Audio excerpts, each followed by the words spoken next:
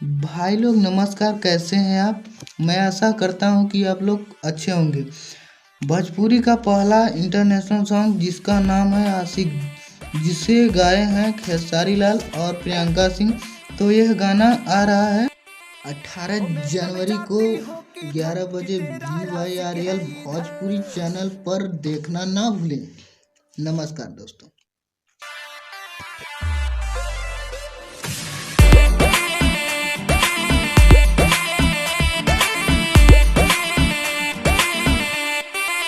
ओ मैं दम जाती हूँ किधर कि तेरा आशिक है इधर। वीडियो अच्छा लगे लाइक सब्सक्राइब करना ना भूलें।